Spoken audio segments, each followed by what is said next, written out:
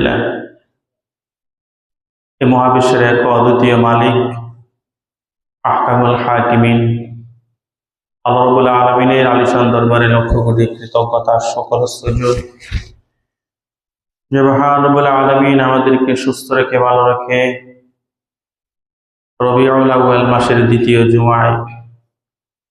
জুমার নামাজ জামাতের সাথে আদায় করার উদ্দেশ্যে নামাজের আগে কিছু কথা বলবো এবং শুনবো আমলের নিয়তে যে মালিক আমাদেরকে আসার, বসার, বলার, শোনার তৌফিক দান করেছে। এই জন্য সেই মালিকের শুকর গুজার হই। আমরা সকলে অন্তর থেকে একবার বলি আলহামদুলিল্লাহ। মুহতারাম হাজিরিন, আমি একটা আলোচ্য বিষয় নিয়ে দীর্ঘ 2 জুমা আলোচনা করছি। এই জুমা হবে ইনশাআল্লাহ ইসলাম ও মানবাধিকার। কি বিষয়ের উপরে বলেন? ইসলাম ও মানবাধিকার।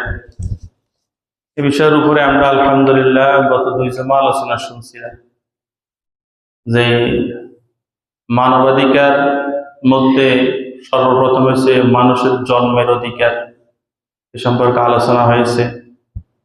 মানুষের সম অধিকার, এ সম্পর্কে আলোচনা হয়েছে। মানুষের জীবনের নিরাপত্তা, বেঁচে থাকার অধিকার, এ সম্পর্কে আলোচনা হয়েছে। মানুষের সম্পদের নিরাপত্তা, সম্পদের অধিকার, এ সম্পর্কে আলোচনা হয়েছে। মানুষের মান সম্মানের নিরাপত্তা, মান সম্মানের অধিকার, সম্মানের অধিকার, এ সম্পর্কে আলোচনা হয়েছে। আজকে আলোচ্য বিষয় ধর্মীয় স্বাধীনতা। ধর্মীয় স্বাধীনতা, রিজিক উপার্জনের স্বাধীনতা আর স্বাধীন বিচার ব্যবস্থা, এই 3টা বিষয়ের উপরে কথা বলে আলোচনার ইতি টানবো ইনশাআল্লাহ। মুহতারাম হাজিরিন, ধর্মীয় স্বাধীনতা, মানুষ সে যে ধর্মেরই হোক না কেন, সে তার ধর্মীয় রীতিনীতি, যে সমস্ত নিয়ম কানুন, এগুলা স্বাধীনভাবে সে পালন করতে চায়। কি বলেন? সে স্বাধীনভাবে তার ধর্মীয় যে সমস্ত রীতিনীতি আছে, যে সমস্ত কাজ আছে, ওগুলো স্বাধীনভাবে সে পালন করতে চায়। এই জন্য কোরআনে কারিমে আল্লাহ তাআলা বলছেন লা ইকরাহা ফিদ্দীন। আল্লাহ তাআলা বলেন যে ধর্মীয় বিষয়ে, দ্বীনের বিষয়ে কোনো জবরদস্তি নেই। কি নাই বলেন? দ্বীনের বিষয়ে কোনো জবরদস্তি নেই। এই জন্য মুসলিম রাষ্ট্রে, কোন রাষ্ট্রে বলেন? মুসলিম রাষ্ট্রে হিন্দু, বৌদ্ধ, খ্রিস্টান যত ধর্মের লোক আছে, তারা তাদের ধর্মীয় সমস্ত আচার আচরণ, ধর্মীয় সমস্ত কার্যক্রম স্বাধীনভাবে পরিচালনা করার অধিকার ইসলাম দিয়েছে। এবং রাষ্ট্রের দায়িত্ব তাদেরকে সর্বোচ্চ সেফ করা, তাদের যাতে ধর্মীয় কাজে কোনো সমস্যা না হয়, এটা কে দেখা বলেন? রাষ্ট্রের দায়িত্ব, রাষ্ট্র এটা দেখা। আর যারা মুসলমান, সংখ্যাগরিষ্ঠ মুসলমানের দেশে যারা মুসলমান, তারা বিধর্মী যারা আছে, হিন্দু, বৌদ্ধ, খ্রিস্টান, ইয়াহুদি, এদের সামনে সৌন্দর্য, মানে সুন্দর ভাষায়, সুন্দরভাবে ইসলামের সৌন্দর্য, ইসলামের সত্যতা, ইসলাম যে শ্রেষ্ঠ ধর্ম এবং ইসলামের সৌন্দর্যগুলা তাদের সামনে তুলে ধরা। তাদের সামনে কি করা বলেন? তাদের সামনে তুলে ধরা। এই তুলে ধরার দ্বারা যদি তারা স্বেচ্ছায়, কিভাবে বলেন? স্বেচ্ছায় যদি ইসলামের দিকে আসে, ইসলাম ধর্ম কবুল করে, তো আলহামদুলিল্লাহ তাদেরকে স্বাগতম জানানো।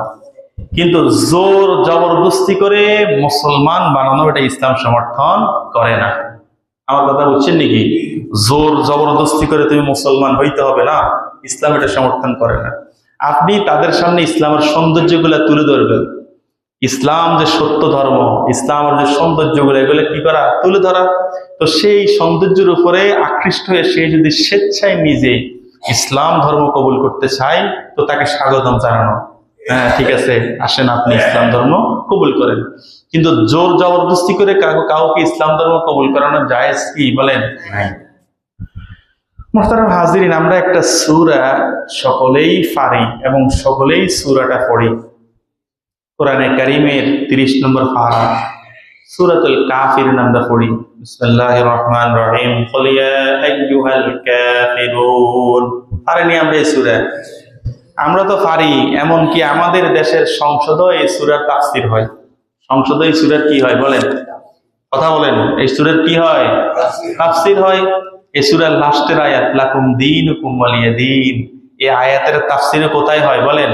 আমাদের সংসদও হয়, সংসদও হয়েছে। আমাদের একটা জিনিস খেয়াল রাখার প্রয়োজন, যে যে বিষয়ে পারদর্শী, যে যে বিষয়ে অভিজ্ঞ, সেই বিষয়ে কাজ করা। যে যে বিষয়ে অভিজ্ঞ নয় সেই বিষয়ের দিকে না তাকানো, ঠিক আছে না? আপনি একজন ডাক্তার, আপনার কাজ মানুষের চিকিৎসা করা। আপনি যদি আসেন ইঞ্জিনিয়ারের কাজে আসি নাক গলানো, তাহলে আপনার পরামর্শ যদি বিল্ডিং হয়, তো ভূমিকম্পে বিল্ডিং সবার আগে এটা পড়বনি, কথা বলেন? কারণ আপনি এই বিষয়ে অভিজ্ঞ নয়, আপনি চিকিৎসা বিষয়ে আপনি অভিজ্ঞ। আবার ইঞ্জিনিয়ার, সে তার পেশা বাদ দিয়ে সে যদি ডাক্তারির পেশায় যায়, সে বলে ডাক্তারি করতে আর এমন কি কষ্ট, মানুষের ছুরি দিয়ে টান দিয়ে ফ্যাট কেটে ফেলে, বাচ্চাটাকে বের করে, আবার সুই দিয়ে সিলাই দেয়, সহজ না? তো ঠিক আছে আমি করব। এখন ইঞ্জিনিয়ার যদি যাইয়া ডাক্তারি পেশায় নাক গলায়, সে যদি এরকম সিজার করে, বাচ্চাও থাকবো, বাচ্চার মাও থাকবো না, দুটোটা মারা যাইব, মারা যাবে। তাহলে যে যে বিষয়ে অভিজ্ঞ সেই বিষয়ে নাক গলে না। এখন সংসদের মধ্যে এই আয়াতের কি হয়েছে বলেন? ব্যাখ্যা হয়েছে লাকুম দীনুকুম ওয়ালিয়া দীন, সকল ধর্মের স্বাধীনতা, অর্থাৎ সকল ধর্ম আল্লাহর পক্ষ থেকে, এরকম ব্যাখ্যা কোথায় করা হয়েছে বলেন? সংসদে করা হয়েছে। এই জন্য কোরআন হাদিস আমরা বুঝবো, আমরা মুসলমান, আমরা কোরআন পড়বো, হাদিস পড়বো, কিন্তু কোরআন হাদিস বুঝতে হবে একজন অভিজ্ঞ হক্কানি ওলামায়ে কেরামের তত্ত্বাবধানে। কার তত্ত্বাবধানে বলেন?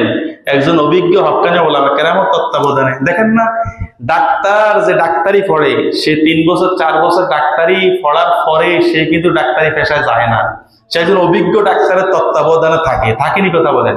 থাকিয়ে সে প্র্যাকটিক্যালি কাজ শিখে, প্র্যাকটিক্যালি তাকে শেখানো হয়। এই জন্য কোরআন হাদিসের জ্ঞানও কোরআন থেকে আপনি পড়িয়াই সব বুঝে ফেলবেন, হাদিস থেকে পড়িয়াই বুঝে ফেলবেন না, একজন অভিজ্ঞ, একজন হক্কানি আলেমের তত্ত্বাবধানে থাকিয়া কোরআনের তাফসীর শিখা। কথা কি আমার বুঝছেন নাকি? না নিজে নিজে আমি বুঝে ফেলছি, হাদিসের মধ্যে বুকে হাত বাঁধা আছে, বাঁধা শুরু করলাম, ঠিক আছে না? এই জন্য এই আয়াতের ব্যাখ্যা করা হয়েছে যে লাকুম দীনুকুম ওয়ালিয়া দীন। কোরআন মাজিদে বলা হয়েছে সমস্ত ধর্ম বৈধ, সমস্ত ধর্ম কি বৈধ, অতএব যার যার ধর্ম সে পালন করবে, কেউ বাধা দিতে পারবে না। শুনেন, এই সূরার লাস্টের আয়াত, অর্থাৎ লাকুম দীনুকুম ওয়ালিয়া দীন, এই আয়াত বুঝতে হলে প্রথম আয়াতের অর্থ বুঝতে হবে। আমার কথা বুঝছেন নাকি? কি বলছি বলেন? এই সূরার লাস্টের আয়াত বুঝতে হলে কোন আয়াত বুঝতে হবে? প্রথম আয়াতের অর্থ বুঝতে হবে। প্রথম আয়াতের অর্থ বুঝতে হলে এই সূরার শান নজুল আগে বুঝতে হবে। এই সূরার কি বুঝতে হবে বলেন? মানে কোন ঘটনার পরিপ্রেক্ষিতে এই সূরাটা নাজিল হয়েছে, এটাকে শান নজুল বলে। আমার কথা বুঝছেন নাকি? যে কোনো একটা ঘটনা ঘটছে, তো ঘটার পরে না এই সূরাটা আল্লাহ কি করছে? নাজিল করছে। তাহলে কোন ঘটনার পরিপ্রেক্ষিতে এই সূরাটা নাজিল হয়েছে, তাহলে ওই ঘটনাটা আগে জানতে হবে। কি বলছি বলেন? এই সূরাতুল কাফিরুনের শেষের আয়াত বুঝতে হলে কোন আয়াত বুঝতে হবে? প্রথম আয়াত। বলেন কোন আয়াত? প্রথম আয়াত বুঝতে হবে। প্রথম আয়াত বুঝতে হলে কি বুঝতে হবে? শান নজুল আগে জানতে হবে। মানে কোন ঘটনার পরিপ্রেক্ষিতে এই সূরাটা নাজিল হয়েছে, শান নজুল কি করতে হবে? আগে জানতে হবে। আমার কথা বুঝতেছেন নি আপনারা? এখন দেখেন, আমরা প্রথম থেকে আসি, এই সূরার শান নজুলটা কি? এই সূরার শান নজুল হইল, কাফেররা দেখছে যে মোহাম্মদ রে যত প্রকার সাইসি ঠেকাইতে পারি না, মোহাম্মদের দিন দিন দিয়ে অনুসারী বাড়ে, দিন দিন অনুসারী কি করে? অনুসারী দিন দিন বাড়তেছে, যত প্রকারে চাইতেছি কোনো প্রকারে রোকানো যায় না। তো ঠিক আছে, আমরা শান্তি চুক্তি করি। কি চুক্তি বলেন? শান্তি চুক্তি করি, মোহাম্মদের সাথে শান্তি চুক্তি করি। মোহাম্মদ, ঠিক আছে, তুমি তোমার ধর্ম পালন করবে, আমরা ধর্ম পালন করব। তো ধর্ম যার যার, উৎসব সবার। কি বলছি বলেন? ধর্ম যার যার, উৎসব সবার। এইটাই প্রস্তাব কে দিছে বলেন? কাফেররা, মক্কার কাফেররাই প্রস্তাব দিছে।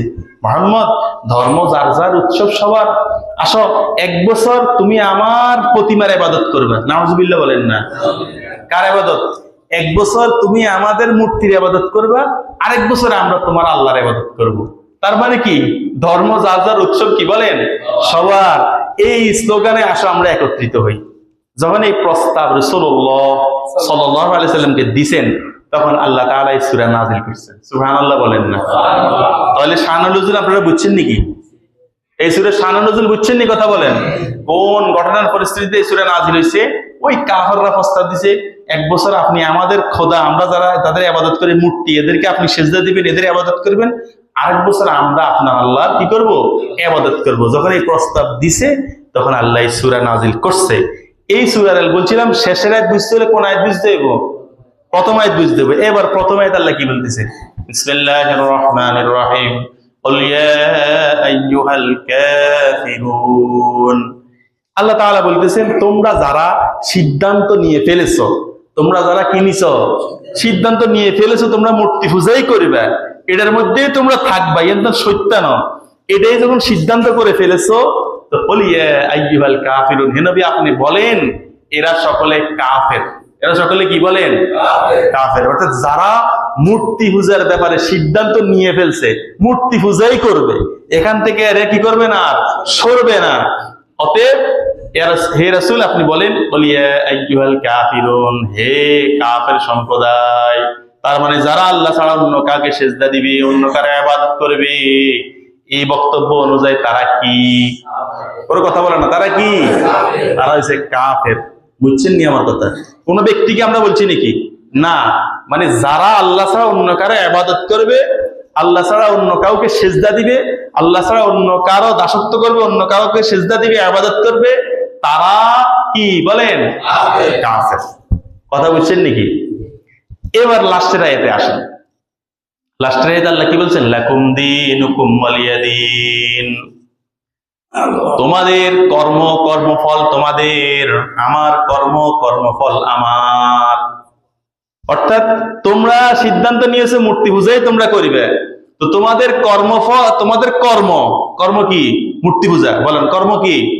মূর্তি পূজা। তো তোমাদের কর্ম কর্মফল, আখিরাতে তোমাদের কর্মফল জাহান্নাম। নাউযুবিল্লাহ বলেন না? আখিরাতে তোমাদের কর্মফল কি? জাহান্নাম। আমার কর্ম এবং কর্মফল আমার। অর্থাৎ আমি সিদ্ধান্ত নিয়েছি আল্লাহ ছাড়া অন্য কাউকে সিজদা দিব না। সুবহানাল্লাহ বলেন না? আমি সিদ্ধান্ত নিয়েছি সিজদার মালিক একমাত্র আল্লাহ, আমি রবকে সিজদা দিব। অতএব আমার কর্ম এবং আমার কর্মফল হইল জান্নাত। বলেন না সুবহানাল্লাহ? আমার কথা বুঝছেন নি সবাই? তাহলে লাকুম দীনুকুম ওয়ালিয়া দীন এর অর্থ হইল যেমন কর্ম তেমন ফল। বলেন যেমন কর্ম, এর অর্থ কি? যেমন কর্ম তেমন কি ফল। আল্লাহ বুঝার তৌফিক দান করেন সকল বলি আমিন। তাহলে লাকুম দীনুকুম ওয়ালিয়া দীন, তোমাদের দিন তোমাদের, আমার দিন আমার। কি বলছেন? তোমাদের দিন তোমাদের, আমার দিন আমার। তোমাদের কর্ম কর্মফল তোমাদের, আমার কর্ম কর্মফল কার? বলেন আমার।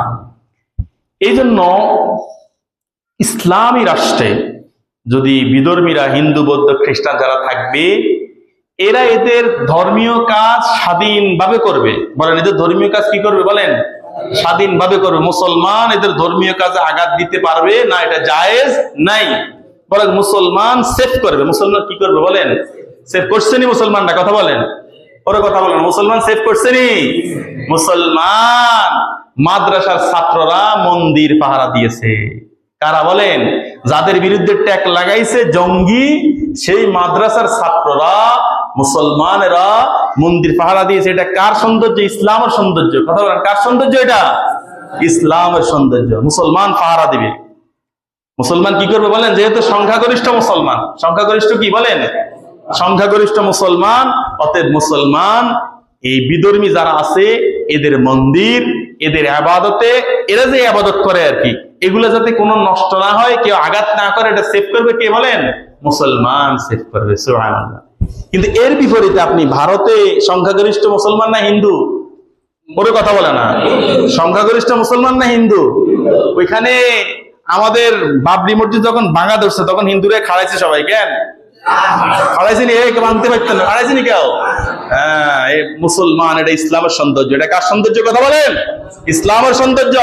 মুসলমান মন্দিরের সামনে দাঁড়াইছে, না আমরা আছি, কেউ মন্দিরে হামলা করতে পারবে না, কেউ মন্দিরে হামলা করতে পারবে না। মুসলমান দাঁড়াইছিনি? কথা বলেন। আমাদের সাকারি পাড়ায় দাঁড়াইছিনি? কথা বলেন না?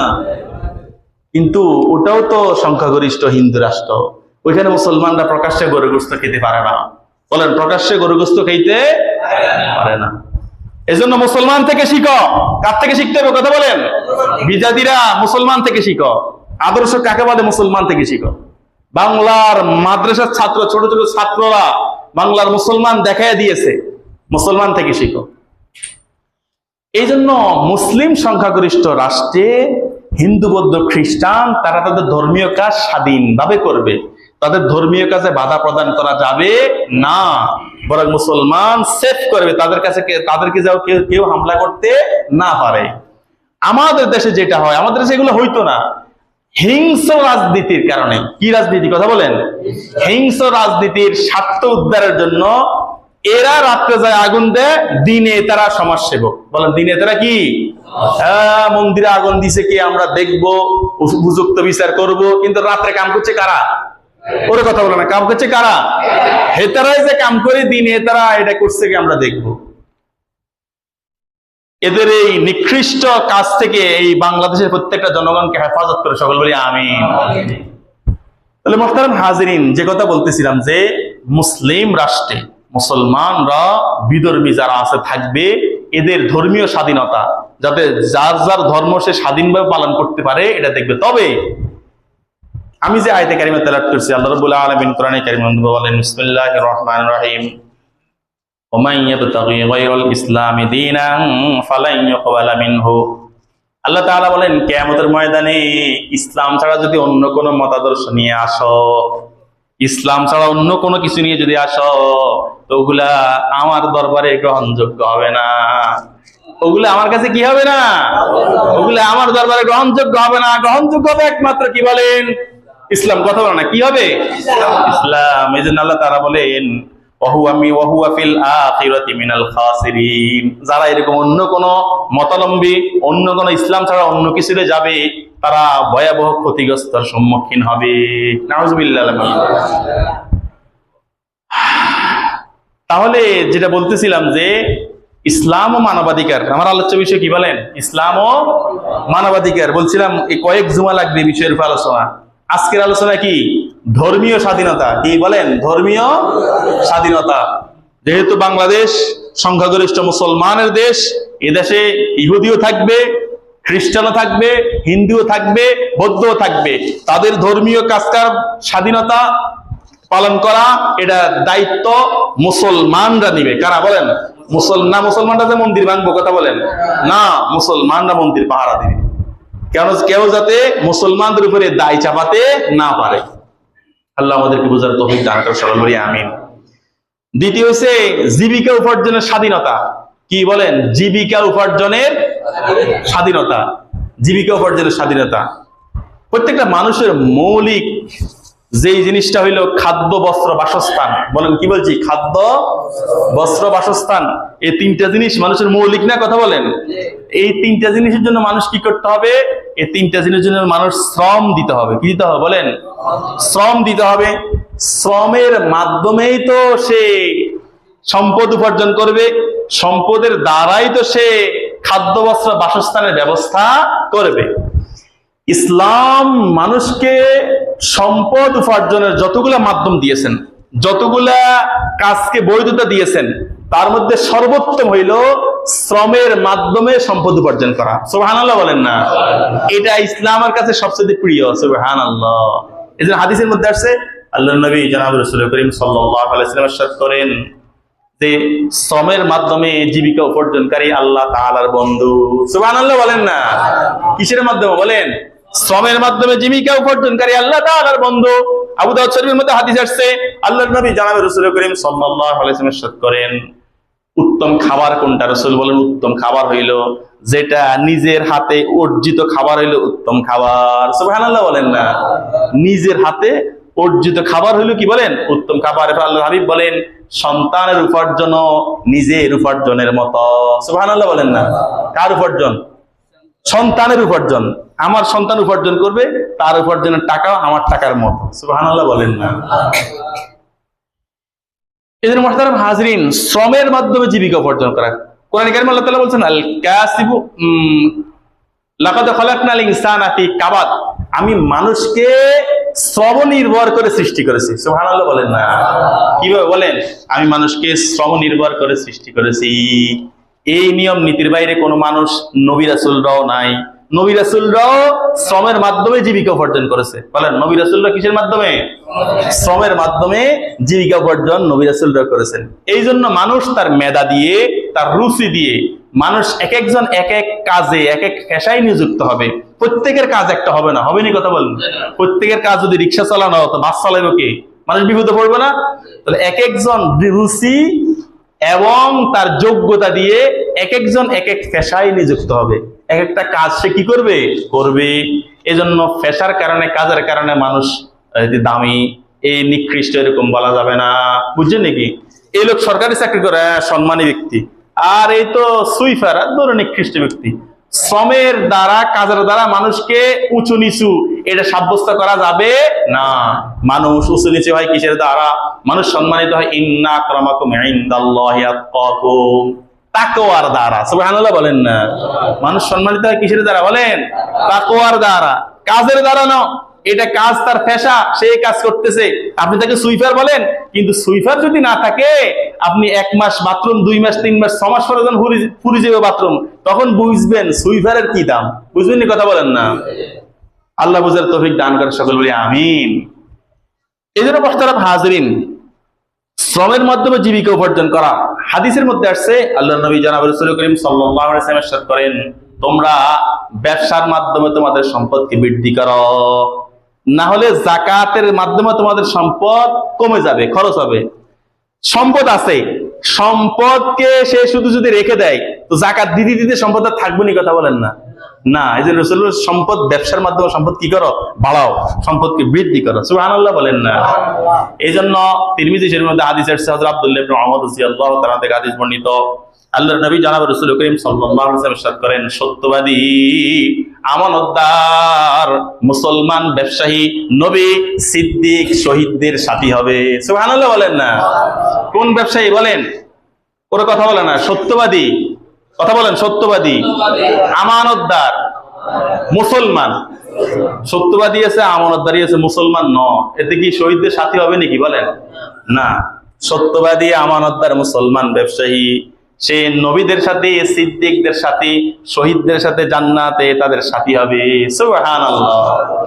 এই জন্য ব্যবসায়ী তেল তার ঘরের গোডাউনের ভিতরে ভরে থইছে, তুই তো মনে করেন তেল নাই, সংকট সৃষ্টি করে বাজারে, এ তো আমানতদার। কি বলেন? ওরে কথা বলেন, আমানতদার নাকি? না। বাংলাদেশ ব্যবসায়ীদের কাছে জিম্মি। বলেন, বাংলাদেশ কার কাছে জিম্মি? ব্যবসায়ীদের কাছে বাংলাদেশ জিম্মি। এই বাংলাদেশের ব্যবসায়ীরা এরা জান্নাতে যাইতে চায় না। চাইলেই, কথা বলেন না? চাইলে এই অবস্থা হইতেনি। কথা বলেন না? প্রতিটা বাংলাদেশের দ্রব্যমূল্য কবে কমছে আমরা বুঝতেছি না, শুধু বাড়তেছে আর বাড়তেছে, বাড়তেছে আর বাড়তেছে, শুধু বাড়ার ফাটি, কমার ফাটি নেই। ঠিক আছে না?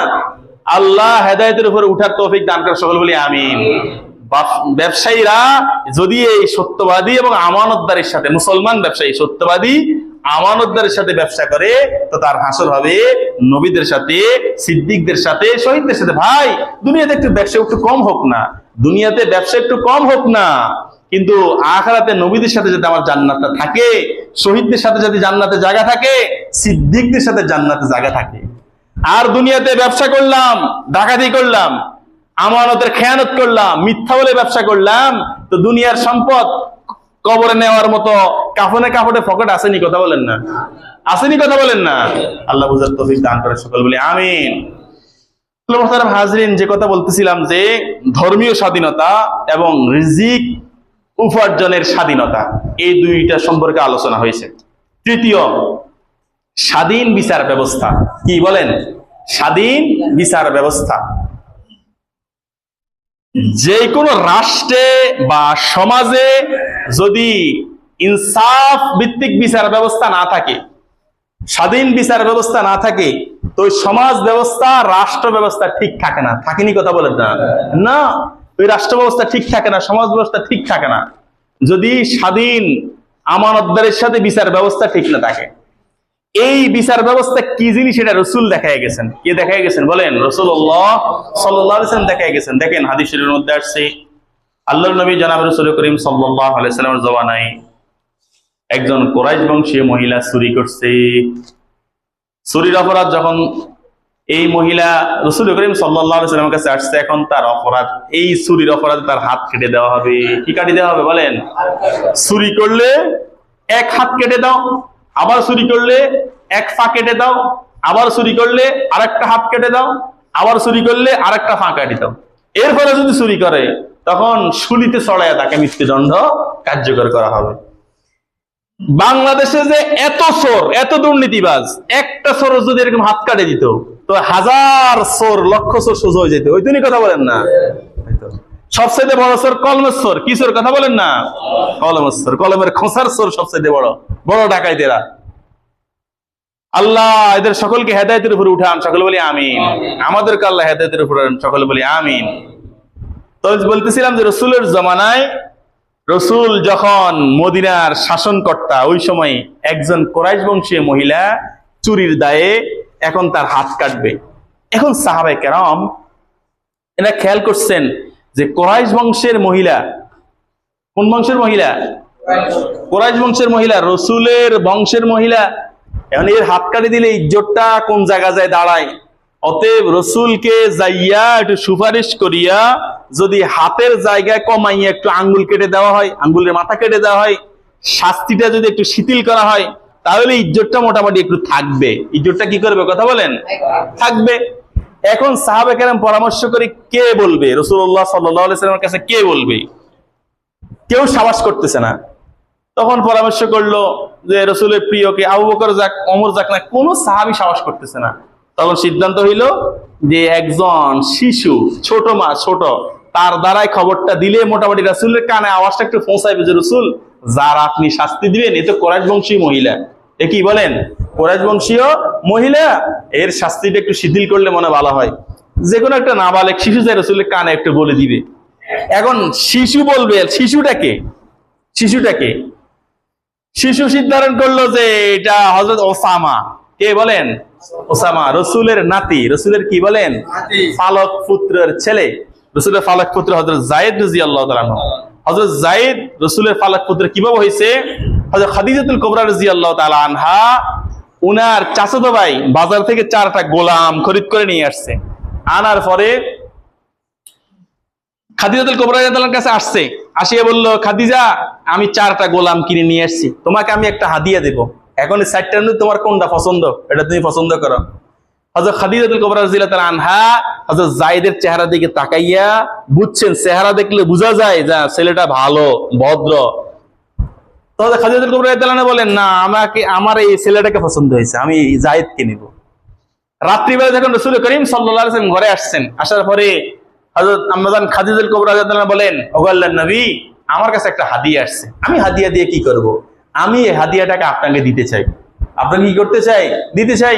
সেটাকে এই যে ছেলে যায়েদ, আপনি যে কোনো জায়গায় একা একা যান না, এই যায়েদ আপনার সাথে থাকবে, যেখানে যাবেন সে আপনার সাথে থাকবে, আপনার খেদমত করবে। তখন এই খাদিজাতুল কুবরা রাদিয়াল্লাহু আনহা যায়েদকে রাসূলকে হাদিয়া দিলেন। সুবহানাল্লাহ বলেন না? এই যায়েদ রাসূলের ফালক পুত্র, এভাবে কি রাসূলের কি ফালক পুত্র। এই যায়েদের গর্ব, যায়েদের ছেলেকে বলেন হযরত ওসামা। ওসামা ছোট ছেলে। ওসামা কি বলেন? ছোট ছেলে। রাসূল মুহাব্বত করতেন। এই শুনেন, নাতি নাতনিকে মুহাব্বত করা এটা রাসূলের সুন্নাত। কার সুন্নাত বলেন? আমরা স্বভাবজাত চাহিদাই মুহাব্বত করি, ভালোবাসি, কিন্তু নিয়ত রাখবেন না রাসূল মুহাব্বত করতেন এই জন্য আমি করব। সুবহানাল্লাহ বলেন না? তাহলে এই সুন্নতের সওয়াব হবে, হবেনি কথা বলেন? ছোট বাচ্চাদেরকে মুহাব্বত করা রাসূলের সুন্নাত। স্বভাবজাত চাহিদা, বাচ্চা দেখলেই আদর আসে, তাদের সাথে সুন্দর কথা বলা আসে না, রাসূল করছেন এই জন্য আমি করব। সুবহানাল্লাহ বলেন না? তাহলে আমলটার যদি নিয়ত পরিবর্তন করি তো আমলটা নেক আমলে পরিণত হয়ে যাবে। সুবহানাল্লাহ। তো আল্লাহর নবী এই ওসামাকে খুব মহব্বত করতেন, ভালোবাসতেন, ফালক পুত্রের ছেলে, নাতি, মহব্বত করতেন। এখন ওসামাকে ডাকিয়ে এনেছে সাহাবায়ে কেরাম, আনিয়া বলতেছেন, এই তুমি তোমার দাদার কাছে যাইয়া বলো যে মহিলার হাত কাটবে এই মহিলাটা কুরাইশ বংশীয় মহিলা, শাস্তিটা যদি একটু শিথিল করা হয়। দেখেন রাসূল করিম সাল্লাল্লাহু আলাইহি ওয়াসাল্লাম এবার ডেলান দিয়ে বসা আছেন। হযরত ওসামা যাইয়া রাসূলের এই ফ্যাটের মধ্যে বসছে, দুই পাও দুই দিকে দিয়ে, নাতির এভাবে বসেনি বলেন, এই দুই পাও দুই দিকে দিয়ে প্যাটের মধ্যে বসছে, বসিয়া মাথাটাকে রাসূলের এই এখানে সিনার মধ্যে রাখছে, রাখিয়া মুখটাকে কানের লগা বাজাইছে। মুখটাকে কোন কিলচিল বাজাইছে? এখন কেউ শুনবনি কথা? কথা বলেন না, কেউ শুনবে নি? কে শুনবে? না না, দাদা শুনবে, রাসূল করিম সাল্লাল্লাহু আলাইহি সাল্লাম শুনবে, আর ওসামা বলবে, আর কেউ শুনবে না। দেখেন, নাতি হযরত ওসামা রাসূলের কানের সাথে মুখ লাগায় বলতেছে যে, দাদা, এই যে মহিলার আপনি শাস্তি প্রয়োগ করবেন, সেটা কুরাইশ বংশীয় মহিলা, তার শাস্তিটা একটু শিথিল করলে ভালো হয়। এটা বলার সাথে সাথে রাসূল করিম সাল্লাল্লাহু আলাইহি সাল্লাম বসা থেকে লাফ মারিয়ে দাঁড়িয়ে গেছেন। বসা থেকে লাফ মারিয়ে কি করছেন? দাঁড়িয়ে গেছেন। দাঁড়িয়ে বলতেছেন, উনি তো বুঝছেন যে এই সাহাবীর কাছে আমার নাতির কানে কে এগুলা লাগাইছে। উনি দাঁড়িয়ে গেছেন, চেহারার রং পরিবর্তন হয়ে গেছে, চেহারার মধ্যে রক্ত চলে আসছে। বলতেছেন, হে আমার সাহাবায়ে কেরাম, তোমরা আল্লাহর সিদ্ধান্তের ব্যাপারে আমাকে সুপারিশ করতেছ। হাত কাটা কার সিদ্ধান্ত? কথা বলেন, কথা বলেন। সোরের হাত কাটা কার সিদ্ধান্ত? আল্লাহর সিদ্ধান্তের ব্যাপারে তোমরা আমাকে সুপারিশ করতেছ। হে আমার সাহাবায়ে কেরাম, আমার কলিজার টুকরা মেয়ে ফাতেমা যদি চুরি করতো, আমি তার হাত কেটে দিতাম। সুবহানাল্লাহ বলেন না? এটা হচ্ছে ইনসাফ, ন্যায় বিচার। এটা হচ্ছে ন্যায় বিচার। মুহতারাম হাজিরিন, হযরত ওমর রাদিয়াল্লাহু তাআলা যখন উনি অর্ধজাহানের বাদশা, হযরত ওমর কি বলেন? অর্ধজাহানের বাদশা হযরত ওমর রাদিয়াল্লাহু তাআলা, ওই সময় উনি একজন গ্রাম্য সাধারণ ব্যক্তি থেকে একটা ঘোড়া কিনলেন, ঘোড়া বা ওট কিনলেন। এখন কিনার সময় এটা সুস্থ সবল ভালো। হযরত ওমর রাদিয়াল্লাহু তাআলা কিনে যখন কিছু দূর গেলেন, এখন এটা দুর্বল পড়ে যায়। এটা কি হযরত ওমর একদম কাঁধে নিতে পারে, পিঠে নিতে পারে না, এটা নিজে চলতে পারে না। হযরত ওমর রাদিয়াল্লাহু তাআলা এই ঘোড়াটাকে নিয়ে আবার ওই ব্যক্তির কাছে আসলেন। আসে বলে, এই তুমি আমার এটা কি ঘোড়া দিলে? ঘোড়াতে এখন চলতে পারো না। ঘোড়া কি করতে পারে না? বলেন, চলতে পারে না। এখন ওই ব্যক্তি বলতেছে, শুনেন খলিফাতুল মুসলিমিন, আপনি আমার থেকে সুস্থ সবল ঘোড়া নিছেন। কি নিছেন ঘোড়া? বলেন, সুস্থ সবল ঘোড়া নিছেন। এখন আপনি আমার দুর্বলাই বলতেছেন, এটা দুর্বল, এটা আমি মানি না। আমি তো দিছি আপনাকে সুস্থ সবল। কথা কি বুঝে আসছে নি? কার সাথে কথা বলতেছে? বলেন, অর্ধজাহানের বাদশা, অর্ধজাহানের বাদশা। এখন হয়তো ওমর রাদিয়াল্লাহু তাআলা ওই ব্যক্তি, ওই সাধারণ মুসলমান, তাকে বলতেছে, সে মানতেছে না। তখন ওমর রাদিয়াল্লাহু তাআলা বলেন, ঠিক আছে, ওই মুসলমান বলতে, ঠিক আছে চলেন আমরা একজনকে বিচারপতি বানাই, বিচারক বানাই একজনকে, সে যে সিদ্ধান্ত দেয় সেটা মানবো। তখন গেছে হযরত শুরাই রাহমাতুল্লাহ আলাইহি, শুরাই নামক একজন তাবিঈ। এই শুরাইয়ের কাছে যাইয়া সাহাবী হযরত ওমরকে প্রশ্নের উত্তর না বুঝলে, হযরত ওমরকে সাহাবী বলেন, হযরত ওমরকে সাহাবী, অর্ধজাহানের বাদশা, খলিফাতুল মুসলিমিন। রাসূল বলছেন, আমার পরে যদি নবী হইতো ওমর হইতো, সেই ওমর। আর শুরাই তিনি তাবিঈ, অর্থাৎ সাহাবা কেরামের ছাত্র তাবিঈ।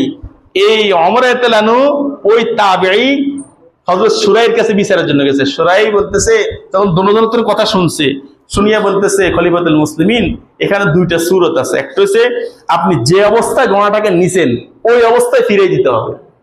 যে অবস্থা মানে সুস্থ সবল অবস্থায় নিছেন না, আবার এই ঘোড়াটাকে সুস্থ সবল করিয়া এই অবস্থায় ফিরে দিতে হবে। আর নচেত আপনি নিছেন নিয়ে যাবেন। আপনি সুস্থ সবল ঘোড়া নিয়ে দুর্বল ঘোড়া আনি দিবেন, এটা তো হইতে পারে না। আমার কথা বুঝছেন নাকি সবাই? তখন হয়তো ওমর রাদিয়াল্লাহু তাআলা শুরাইয়ের দিকে তাকায় রয়েছে, তাকায় বলতেছে, এই বিচার কি এমনই হবে? বলে, হ্যাঁ বিচার তো এমনই হবে। সুবহানাল্লাহ বলেন না? বিচার তো এমনই হবে। তখন হযরত ওমর রাদিয়াল্লাহু তাআলা বলেন, বিচার যদি এমনই হয়, আসো তুমি আমার সাথে আসো। আমাদের প্রধানমন্ত্রীত্ব বাদ, এটা উপরের বিষয়, মন্ত্রীবাদ। সাধারণ এমপি বা চেয়ারম্যানের বিরুদ্ধে যদি এরকম সাধারণ কোন মানুষ যা, তখন দিনের বেলা যা করছে, রাত্রে হেতে ঘুম। রাত্রে কি বলেন? ওরে কথা বলে না, রাত্রে কি ঘুম, হেতে শেষ। অথবা সে আয়না করে শেষ, তার জীবন এখানে শেষ। কিন্তু দেখেন হযরত ওমর রাদিয়াল্লাহু তাআলা কি বলছে? বিচার কি এমনই হবে? বলে, হ্যাঁ বিচার এমনই তো, বিচার তো এমনই, কোরআন হাদিসের হিসেবে বিচার তো এমনই তো। বলে, বিচার যদি এমনই হয়, তাহলে তুমি আমার সাথে আসো। নিয়া উনাকে কুফার প্রধান বিচারপতি বানায়া দিয়েছেন। বলেন না সুবহানাল্লাহ? কুফার প্রধান বিচারপতি বানায়া দিয়েছেন হযরত শুরাইকে। এই হযরত শুরাই 60 বছর লাগাতার বিচার কার্য করছে, 60 বছর। হযরত ওসমান, হযরত আলী এবং হযরত মুআবিয়া সহ এই সাহাবা কেরামের জমানায় উনি কুফার বিচারপতি ছিলেন। সুবহানাল্লাহ বলেন না? এমন বিচার করছেন যে বিচারকের কোনো প্রভাব তার উপর পড়ে নাই, আপনার খলিফার কোনো প্রভাব তার উপর, কথা বলেন কি, পড়ে নাই। সুবহানাল্লাহ। সাধারণ মুসলমান পক্ষে রায় দিয়েছেন। আরেকটা ঘটনা শুনে, হযরত আলী রাদিয়াল্লাহু তাআলা আনহু, হযরত আলী রাদিয়াল্লাহু তাআলা আনহু একই ব্যক্তি, বিচারপতি একজনই। হযরত আলী রাদিয়াল্লাহু তাআলা আনহু উনার লৌহবর্ম হারায় গেছে। হারা যাওয়ার পরে উনি তালাশ করতেছে, পাইতেছে না। একদিন কুফার বাজারে যখন গেছে, যায় দেখতেছে একটা ইয়াহুদির হাতে লোহর বর্ম, এটা ইয়াহুদি বিক্রি করতেছে। হযরত আলী রাদিয়াল্লাহু আনহু ধরলেন, এই তুমি লোহর বর্ম কোথায় পাইলা? এটা তো আমার। এখন ওই ইহুদি বলতেছে, আর না, এটা আমার কবজায় আছে, এখন এটা আমার। আপনার যে আপনি বলতেছেন কোনো প্রমাণ আসেনি আপনার? আমার কথা বুঝছেন নাকি? আপনার যে এটা আপনার কোনো প্রমাণ আছে? আমার কবজায়, এটা আমার। হযরত আলী তারা বলেন, না এটা আমার। ওই ব্যক্তি বলছে, না এটা আমার কবজায় আছে, আমার। চলেন বিচারকের কাছে যান। কার কাছে যাবে? ওই যে কুফার বিচারপতি কে বসাইছে? হযরত ওমর রাদিয়াল্লাহু আনহু যে বসাইছে, হযরত শুরাইকে, শুরাইয়ের কাছে গেছে। হযরত শুরাই রাহমাতুল্লাহ আলাইহি দুজনের কথা শুনলেন। শুনিয়া ওই সময় হযরত আলী রাদিয়াল্লাহু আনহু খলিফাতুল মুসলিমিন। হযরত আলী কি বলেন? খলিফাতুল মুসলিমিন, প্রধানমন্ত্রী ধরেন, খলিফাতুল মুসলিমিন হযরত আলী। এখন হযরত শুরাই রাহমাতুল্লাহ আলাইহি বলতেছে, দুজনের কথা শুনিয়ে হযরত আলীকে বলতেছে, আপনার কি কোনো সাক্ষী আছে? আপনি যে লোহবর্মটা আপনার বলতেছেন, আপনার কোনো কি আছে নি? কথা বলেন। কাকে বলতেছে? খলিফাতুল মুসলিমিন। ওই সময় হযরত আলীকে বলতেছে, আপনার কোনো সাক্ষী আছে? আমাদের এই সময় যদি বলতো, চেয়ারম্যান সাহেব আপনি যে কথা বলতে আমার সাক্ষী আছে নি, খাওয়ার লগে ওই বিচারকের মুক্তি হালাইতো। কথা বলেন, প্রত্যেকটি কথা বলেন না। বিচারক কি বলতেছে? আপনার কোন সাক্ষী আছে? হযরত আলীকে বলতেছে। হযরত আলী রাদিয়াল্লাহু বলেন, হ্যাঁ আমার সাক্ষী আছে। কে সাক্ষী? আমার গোলাম আমার সাক্ষী, আমার ছেলে আমার সাক্ষী, হাসান আমার সাক্ষী। এখন হযরত শুরাই বলতেছেন, শুনেন, গোলামের জন্য, মালিকের জন্য গোলামের সাক্ষী গ্রহণযোগ্য না, পিতার জন্য ছেলের সাক্ষী গ্রহণযোগ্য না। কি বলছে? গোলামের জন্য, মালিকের জন্য গোলামের সাক্ষী গ্রহণযোগ্য। গোলাম মালিকের পক্ষে সাক্ষী দিবে, বাবার জন্য ছেলের সাক্ষী গ্রহণযোগ্য না, ছেলে বাবার পক্ষে সাক্ষী দিবে। এই দুইজনের পক্ষে সাক্ষী গ্রহণযোগ্য না। এখন হযরত আলী রাদিয়াল্লাহু কি বলে, হাই হাই, এই দুজন ছাড়া আমার কোনো সাক্ষী নাই। এরপর হযরত আলী বলেন, এই তুমি কি জানো হযরত হাসান কে? রাসূল বলছেন, হাসান হোসেন জান্নাতি যুবকদের সরদার, সে একজন সাক্ষী। হযরত শুরাই বলতেছে, না, শরীয়ত যেটা বলতেছে ওটা বাবার জন্য ছেলের সাক্ষী গ্রহণযোগ্য নয়। সুবহানাল্লাহ বলেন না? এটা ইসলামের সৌন্দর্য। আল্লাহু আকবার। এখন বিচারপতি হযরত আলী তাআলা বলেন, তাহলে আমার তার কোনো সাক্ষী নেই। তখন হযরত শুরাই রাহমাতুল্লাহ আলাইহি বিচার করে দিলেন, তাহলে লোহবর্মটা ইহুদির। লোহবর্মটা কার?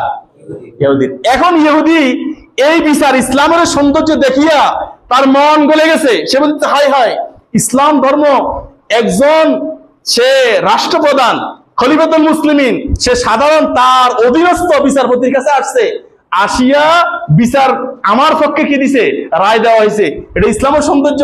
সাথে সাথে ওই ইহুদি কালিমা পড়ে মুসলমান হয়ে গেছে। সুবহানাল্লাহ বলেন না? ওখানেই। এবং ইহুদি বলতেছে, হে খলিফাতুল মুসলিমিন, এই লোহবর্মটা আপনারই। এই লোহবর্মটা কার? আপনারই। আপনি ঘোড়া দিয়ে যাচ্ছেন, আপনার সাওয়ারি দিকে পড়ে গেছে, আমি তখন নিয়ে আনিছি, আমি নিয়ে এখন বিক্রি করার জন্য আনছি। সুবহানাল্লাহ বলেন না? এই শুরাই রাহমাতুল্লাহ আলাইহি, আরেকটা ঘটনা বলে শেষ করতেছি। এই বিচারপতি হযরত শুরাই রাহমাতুল্লাহ আলাইহি, উনার ছেলে একজন আসামির দায়িত্ব নিছে। ছেলে নিছে কি? আসামির দায়িত্ব। এই আসামিরে আমি হাজির করবো, ছেলে দায়িত্ব নিছে। এখন নির্দিষ্ট সময়ে আসামিরে হাজির করতে পারে না, আসামি আত্মগোপনে চলে গেছে। এখন বাবা শুরাই ওই আসামির দায়িত্ব যে ছেলে নিছে, ছেলে যেহেতু আসামি হাজির করতে পারে নাই, ছেলেকে আসামির জায়গায় জেলখানায় ঢুকেছে। সুবহানাল্লাহ বলেন না? এবং এই বিচারপতি হযরত শুরাই সকাল বিকাল ছেলের জন্য জেলখানায় খানা নিয়ে যাইতেন। সুবহানাল্লাহ, সুবহানাল্লাহ। এই সে ন্যায় বিচার। ইনশাআল্লাহ সামনের জুমায় বলবো। আজকে পর্যন্ত সুবহানাল্লাহ বিহামদিহি, সুবহানাকাল্লাহুম্মা বিহামদিকা।